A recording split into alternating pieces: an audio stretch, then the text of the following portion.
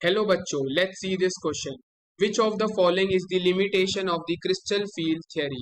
Statement 1, ligands are assumed as point charges. Statement 2, it does not account for the covalent character of bonding between the ligand and the central atom. Statement 3, it does not explain how the color of the coordination compounds depends on the ligand attached to the central metal atom or ion. Option A 1 and 2 are correct. Option B 2 and 3. Option C 2 only. And option D 1, 2 and 3. अब इस question को समझने के लिए पहले हमें कुछ important की कॉन्सेप्ट्स को समझना होगा रिलेटेड टू CFT।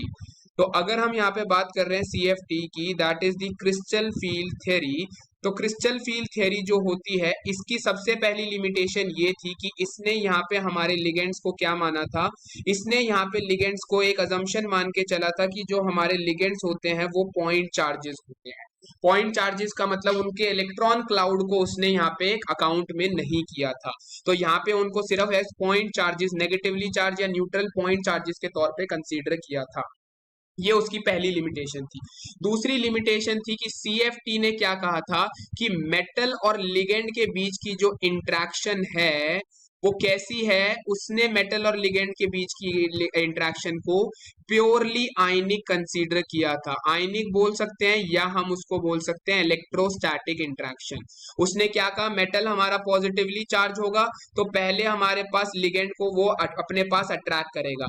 लिगेंड हमारा नेगेटिवली चार्ज है, मेटल पॉजिटिवली चार्ज है, तो वो क्या करेगा, पहले इसकी तरफ अट्रैक्ट होगा, फिर लिगेंड के जैसे ही वो क्लोज आएगा it will cause the splitting of the D orbital.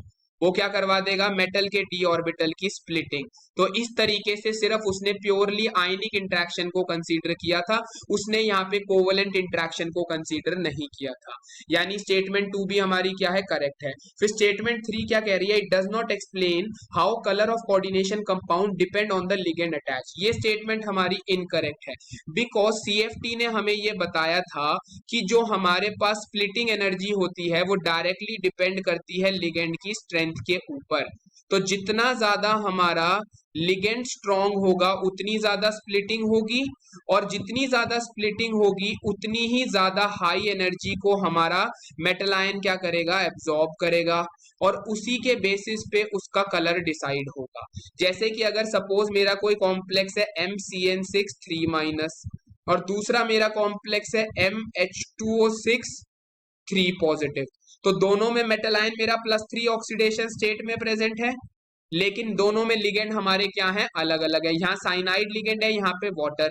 अब हमें पता है कि साइनाइड कैसा लिगेंड है, एक स्ट्रॉन्ग लिगेंड है, तो इसके केस में वो क्या करेगा, स्प्लिटिंग ज्यादा होगी, तो इसकी ये क्या करेगा, हाई एनर्जी की लाइट को क्या करेगा, एब्जॉर्ब करेगा, तो इसका कलर उसके अकॉर्डिंग होगा।